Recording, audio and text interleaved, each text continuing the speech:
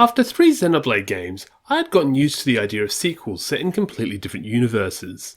With the Xeno Saga trilogy becoming a distant memory, the idea that we would ever see reoccurring characters or story elements in a new Xeno game seemed unlikely. However, only 1 year after Xenoblade Chronicle 2's release, we would get a prequel story which would bring back characters from the main game for a new adventure. So let's look back on 2018's Xenoblade Chronicles 2, Torna the Golden Country. Gosh, that's a long title.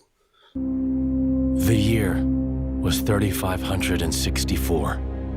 The 107th Indoline Praetor, Rhodalis, had sent an armed expedition against the country of Sia. Its capital, Amranta, fell overnight and sank beneath the clouds, along with the rest of the Titan.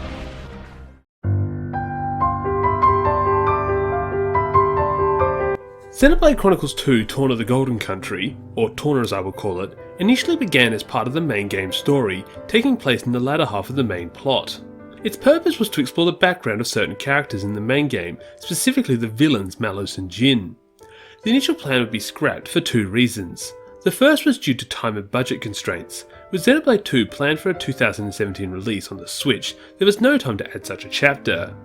The second was due to the fact that a whole chapter based around a completely different set of characters in another time period would be jarring to the player. Thus the concept of Torna would be scrapped so that the team could instead focus on and expand the rest of the main game's story. Torna would remain as an unofficial prototype on the hard drive of Monolith Soft's president Tetsuya Takahashi until late 2017, when the development of the main game came to a close. With DLC the new focus, the team would revive the prototype and would begin to rework it into its own game to release as part of the main game's expansion pass. To develop the game, Takahashi would bring back the Xenoblade Chronicles 2 team to develop the game, with Saito and Nomura designing the characters, Takahashi and Takeda writing the plot, and Kojima and Yokota again directing the game. One notable missing face would be Kazuho Hyodo, who likely due to other commitments would not help in writing the story. With feedback coming in from Xenoblade 2, Takahashi would seek to fix the problems fans had with the main game. One of the biggest issues fans had with the main game was confusion with the complexity of the battle system. As a result, the team would attempt to redesign the battle system to make it more accessible to the player. This included the addition of more tutorials to clearly explain the battle system, as well as the simplification of certain mechanics such as blade combos. Interestingly, one of the biggest hurdles Takahashi would face was the small size of the game.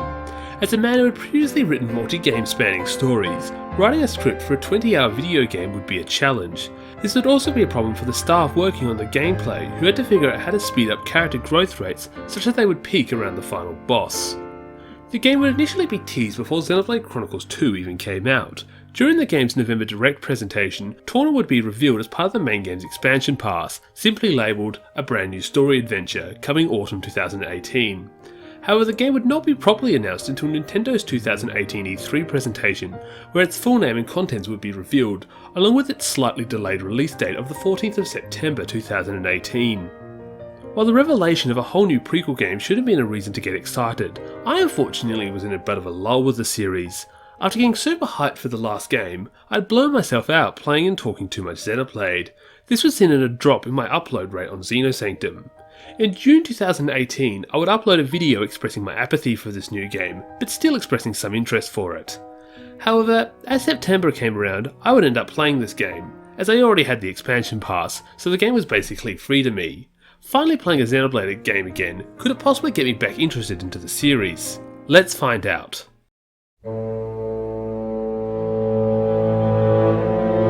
The story begins with a recount. You see that Xenoblade 2? That's how you're supposed to start a Xeno plot. Going straight to the story, unbelievable. Anyway, in the recount we learn about the destruction of the Koeian Titan at the hands of Malus, a powerful blade known as an Aegis. While the Indoline Praetorium attempts to cover up the destruction of the Koeian Titan as an act of war between Koea and Morad Dane, we jump to the Tornan Titan where we meet our protagonists Laura and Jin as they attempt to escape a pack of beasts. Becoming cornered, the two then fight their way out using their unique battle style of sharing Jin's blade. During the fight, Laura is almost killed by a Voth, which leads Jin to comment that their fighting style leaves Laura too open to attacks, to which Laura shrugs it off and reminds Jin that when they first met, Jin always promised to keep her safe. The two then continue on their way to a local village, which to their shock has been burnt to the ground. Searching the rubble, the two find one survivor, a boy by the name of Mikhail. Mikhail initially refuses to talk, but later reveals that he was sold to the village and has no family. Sympathising with the boy's situation, the two offer to take Mikhail with them and look after him. And with that, the three leave the ruined village and head towards the next settlement, Feltley Village, where Laura has planned to meet up with her other blade, Hayes, who's been looking for Laura's mother. Arriving at Feltley Village, the three are shocked to learn that the village has also been lost, but not to fire, but to a giant impact crater caused by Malice's weapons. Investigating the crater, the two are suddenly attacked by one of Malice's gargoyles. The two then attempt to fight it off, and are eventually saved by a giant beam of light descending from the sky, obliterating the machine. From the settling dust, the aegis Mithra appears along with her driver. Laura and Jin then realise Mithra's driver is a member of the Torna royal family. As a member of the royal family, the driver recognises Jin as the paragon of Torna, and questions Laura why she is with a blade that was stolen 17 years ago. Realising the situation they are in, Laura and Jin ready themselves and begin battle with the Aegis and her driver. The fight eventually ends when Mithra's driver calls the fight off and commends Laura and Jin on their strength and fighting style. The driver then reveals himself to be Prince Adam of Torna and asks Laura about her unique switching blade style, to which Laura explains that she was broke and had to make do with fighting with one sword. Adam's companion Milton then shows up along with Hayes, and the group decide to settle down and talk things out. Adam reveals that he and Mithra are hunting down Mallows to try and stop him, and offers to excuse Laura for using a stolen blade if she helps him in defeating Mallows. Laura agrees, but later asks to travel to Gormott first, after Hayes reveals that she's discovered the location of Laura's mother. Adam agrees, and the group leave for Gormott. As the group leave, they are spied upon by Gort, who has been plundering the village for blade core crystals. Gort had originally stolen Jin's core crystal 17 years ago to sell for money, before Laura accidentally activated it. In his anger, Gort tried to kill Laura, only to lose his arm to Jin. Now 17 years later, Gort still seeks revenge for the loss of his arm, and decides to follow after the group with hopes of killing Laura and getting Jin back. The story continues from there, and while anyone who's played the main game already knows where the story goes, I won't be spoiling the rest of the plot. You guys already know the spiel for finding the remainder of the story, so let's carry on and talk about the presentation.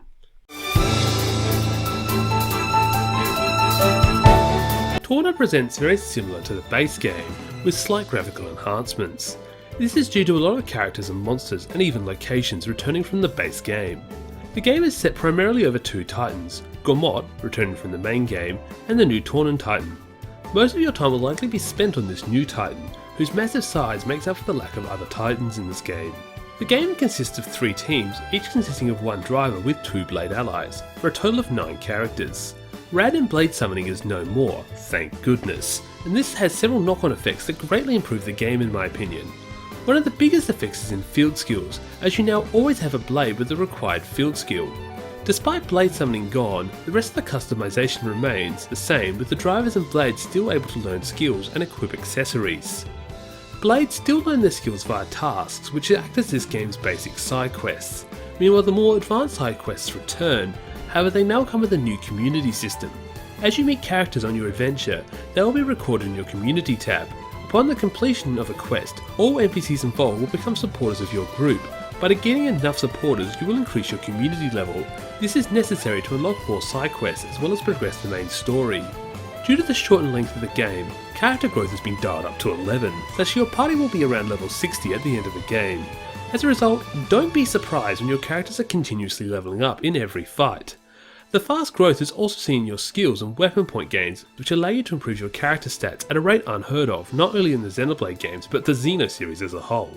While some might find this trivialises the game, I personally like it. I hate having to go through fight after fight only to unlock one new skill and then repeat the process again for the next. My time is limited and I cannot spend hours on just getting a few better stats and skills. Plus there is only so much fun I can get out of the battle system before it gets too repetitive.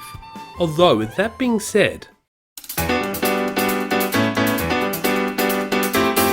much like with the presentation, the gameplay is still very similar to the base game, with a few tweaks.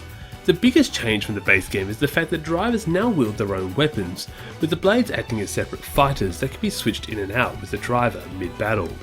To me this makes a lot more sense than having your blades just stand around while you do all the fighting with their weapon. Since blades are now separate fighters, they too have their own sets of arts which can be upgraded using weapon points. Characters now have 3 Vanguard arts which work the same as driver arts in the main game, but they also have 3 Rearguard arts which they'll use automatically when they are switched out. Characters also have talent arts which return from the first Xenoblade and can be used whenever the character meets the requirement to gain an advantage in battle. However, for some reason I keep forgetting the characters have this and I barely use it. When switching between blades and drivers, the one being switched in will use a switch art. Not only can this switch art be upgraded like rearguard and vanguard arts, every switch art will inflict one of the 4 stages of the driver combo. Speaking of driver combos, another benefit to the lack of blade summoning is the ease of access to driver combo effects. Nothing annoyed me more in the main game than weapons with no driver combo effects. This made certain weapons pointless to use with certain characters, since you lost access to a whole game mechanic. Here, not only does every driver have a driver combo art, but so does every switch art, making driver combos really easy to use, just like in the first Xenoblade. Driver combos aren't the only combos to be improved. Blade combos are now much more streamlined and no longer require the player to follow the complex combo charts from the main game, as any element special can be used to continue the combo as long as it's the correct level. Elemental orbs are now placed on the enemy by every special in the combo as opposed to just the one at the end. This makes orb stacking much faster and thus chain attacks much more effective. In general, the whole combat of Torna is much faster and more streamlined than the base game, and that is a big plus for me. I know that I said Xenoblade Chronicles 2 is the best battle system in the series, but I think that Torna's is even better. Besides, Xenoblade Chronicles 2 doesn't have funky jazz music to go along with its fights.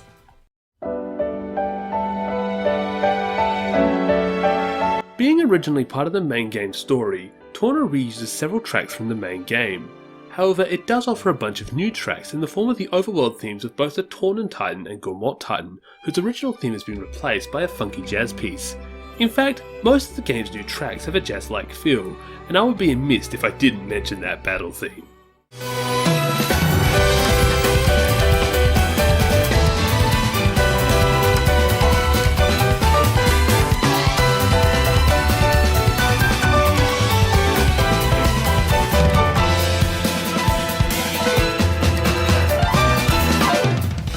Composing these new tracks will be the same team as last time, with Mitsuda again overseeing the soundtrack along with Apes Plus and Manami Kyoto. The group would also create a brand new ending song in the form of A Moment of Eternity, which would again be sung by Jennifer Bird, making her and Joanne Hogg the only singers to perform 2 Xeno ending songs each. Unfortunately, the problems I had with Bird's last ending song are even more pronounced here, with A Moment of Eternity ranking as one of my least favourite ending songs. However, that is hardly a blemish on what it has to be a near perfect game.